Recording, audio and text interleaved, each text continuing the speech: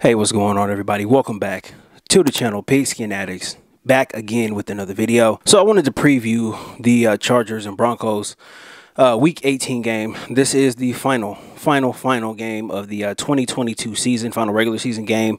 And you know, when you looked at the schedule before the season started, right when the season schedule was dropped, you looked at this game and said, "Man, this could be a tough one," right? That was my initial reaction. Right now, you don't know for sure. Week 18 is always a feast or famine type of thing for the NFL, right? There's teams still trying to clinch playoff berths, trying to clinch division berths, and then you have the teams who are eliminated, right? Who've been eliminated for weeks and don't really have anything to play for. And you know, you kind of have both of these things taking place in this game with the Chargers and the Broncos.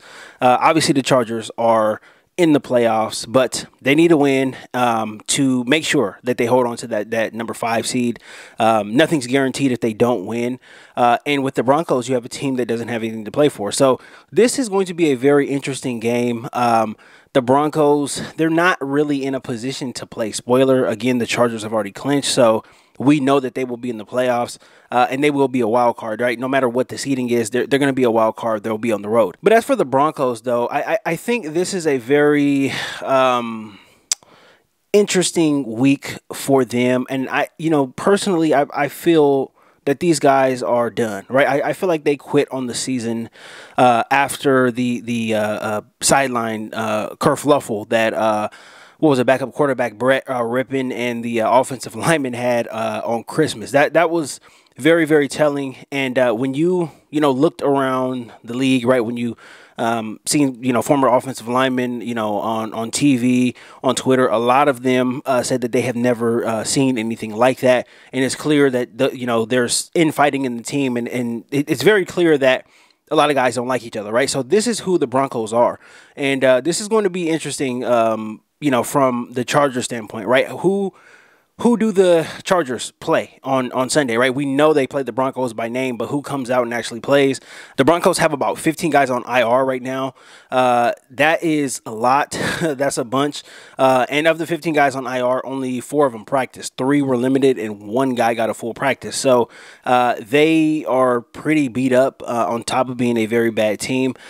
So, again, who do the Chargers actually play? Do they play the Broncos? Do they play, backups? Do they play practice squad guys?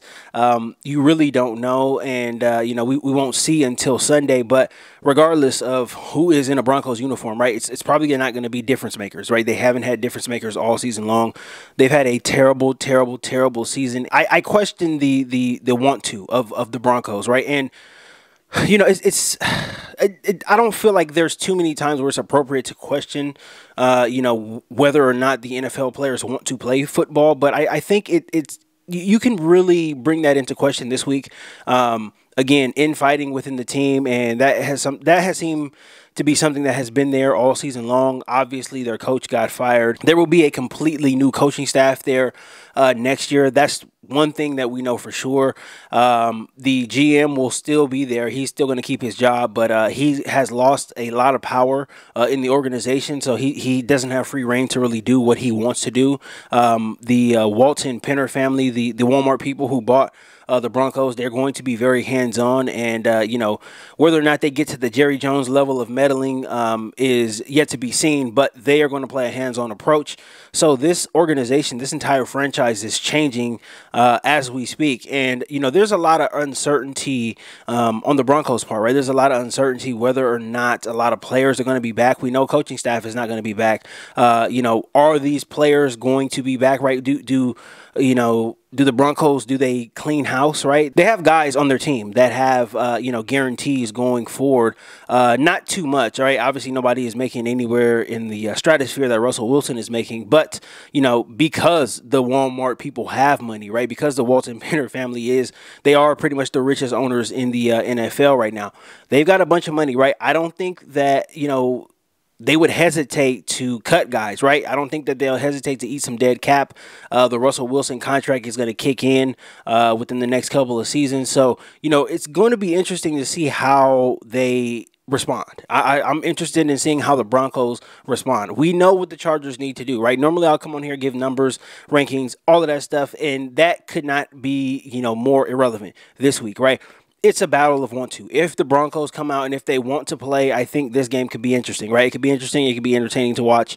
I do expect the Chargers to win no matter what, though, because the Chargers have a better team and they have been playing better football, and they know what a win will mean, right? It will mean, being the 5th seed and having a more favorable matchup in the playoffs. So the Chargers know what's at stake, and there's nothing at stake for the Broncos. So this could not be a matchup, of any more opposite, facing teams at this point right now.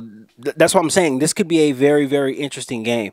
Again, the Broncos have nothing to play for, and, it's going to be interesting how they respond, how their effort level is, and if they actually care about being, on the field on Sunday. I think another added element to this is the situation that happened the other night, right, with Damar Hamlin. Obviously, that was the scariest situation that I've ever seen watching any sport that I can remember in my lifetime. I've never seen anything like that. That was, extremely scary, and it was one of those situations that sucked the air out of the room. It didn't matter where you are. You can tell that the stadium was, shaking. Everybody in the stadium was shaking. Players, fans, coaches, everybody was shaken up by that. But that was also something that sucked the air out of my living room, too, when me and my wife were watching. That was a very, very, very crazy situation. That is obviously still on the minds of a lot of players. I'm not saying that they can't, play football now that they've seen that, but it's on the minds of players, right? And, even though Damar Hamlin has been improving, right, reportedly, and thank God he is, I'm praying for him every single day. I hope that he makes a full recovery. But I think, when you look at a team like the Broncos, right, when you look at guys who are, uncertain, whether or not they will be back with the Broncos, right, they're uncertain whether their next opportunity is going to come quickly or if they're going to have to, sign training camp deals or whatever. Like, they don't really know, right? So with that uncertainty and the situation that happened on Monday night, right, it produce a level of let's just get it over with, right? I think it could, and I think and I honestly don't think that it would be just exclusive to the Broncos, right? I think a lot of teams could be thinking that, right? A lot of players individually could be thinking that, right? I don't think that they would, express it. I don't think that they would put it out there in the media. But if you're looking at a situation that was so scary like that, especially because it happened on what seemed to be a routine play, those type of plays happen every single game. So if you are, a player with no incentive to play, right, except for your paycheck, you're not getting to the playoffs. You're uncertain whether whether or not you're going to be, playing for a certain team going into next year, and then watching that situation on Monday night, having that fresh in your head.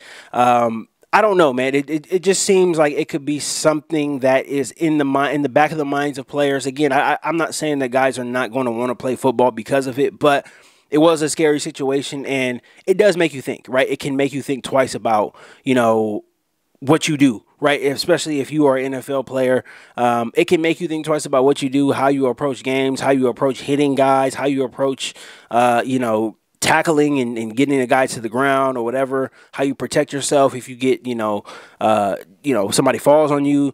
There's a lot of different avenues to this, and I think that is something that could creep into the mind of a lot of players, especially knowing that the season is going to be over, right? You have 60 minutes of football, and your season's done, right? You can, pretty much recover all summer long, right? You can get your body right. You can go on vacation. You can spend time with your family. You can do all the things you couldn't do during the season, right? So I think that there is going to be some of that creeps in. I don't know for sure, but it is a possibility, right? That was a very scary situation on Monday night. So, just to look at it from a holistic standpoint, right? How do the Broncos play this game? And I think the way that this game turns out is going to depend a lot on them. If they are focused, if they want to play football, if they, want to give it their all for their last 60 minutes, of the season, then I think this could be an interesting game. If they are just not feeling it and they want to get it over with, then I think this game can drag on. I think it could be a bad watch. If you're not a Charger fan, this could be a game that a lot of people don't really want to watch. But, ultimately, this is going to be up to the Broncos. How do they decide to approach this game? They really have nothing to play for. They have no coaching staffs to play for. They have no coaching staff to play for. Coaching staff is going to get purged at the end of the season. There's nothing they can do on Sunday that's going to help keep coaches. There's nothing that they can do that's going to help, keep their positional coaches that they might like or have developed relationships with. There's nothing they can do, right? This thing is going to get cleaned out. The Broncos franchise is a mess right now. I think that's something we have to acknowledge. They are a mess. So this is a bad position for them to be in right now. This is a bad position for the players. I do not envy them. They have business decisions to make, and I wouldn't fault them if they did not give their all. But again, it just might not be a good watch. But I'm just looking at this from the standpoint of how do they play. How do they play? Are they wanting to play? Do they want to get it over with? Do they want to say the hell with the season? Let's just go through the motions, get it over with, and we're out of here. It's going to be interesting. It's really going to be interesting, and that's why I think this angle, this game right here, could be a very good game, or it could be a bad watch, right? It could be one of the better watches of the weekend, or it could be a terrible watch of the weekend. But, all of it depends on how the Broncos come out, how they decide to prepare for this. If they're going all in, then we can expect to see at least a decent game. Now, from the Chargers standpoint, they have to just continue doing what they've been doing. They have been one of the best defenses in the league, actually the best defense in the league the past month. So they just have to continue doing what they're doing. Obviously, you want to continue getting good offensive play. Denver does have a pretty good defense, so I think this will be a good test going into the playoffs. But the Chargers, they just have to continue doing what they're doing. Start fast, right? Obviously, you have to start fast. Go out there, take care of business, right? No nonsense. Put this game out of reach by, mid third quarter, I would say. If they're able to do that, you can, accomplish two things, right? Get a win, and then you can still rest some starters, right? Take all your starters out in the fourth quarter. Let some of the practice squad guys, let some of the primary special teams guys, let them get some reps. Let Chase Daniel go in there and get some reps. The Chargers can do two things in this game. So I'm looking for them to do that. Again, I think if they come out and they handle business very quickly and efficiently, I think this Broncos team is just going to say, hey, the hell with it, right? There's no need to really, put forth too much effort, right? If we're down by 17, if we're down by 20 points, there's no need for that, right? They're just going to mail it in, and they're going to be looking forward to the offseason. So I do expect the Chargers to win this game, any way possible, right? I think they can win it, by a touchdown, possibly a field goal if Denver feels up to it. If Denver's not up to it, then I think the Chargers go away with this game. I think they win by 14 points at least if Denver's not into it, right? They have no interest in playing, then the Chargers are just going to be able to take advantage, and they don't really have to do much, right? Score a couple of touchdowns, maybe get a turnover or two, and this game will be out of reach.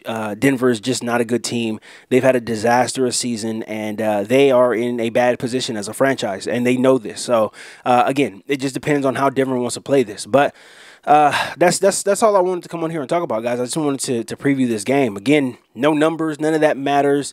All that matters is the way that Denver takes this game, how they take preparation.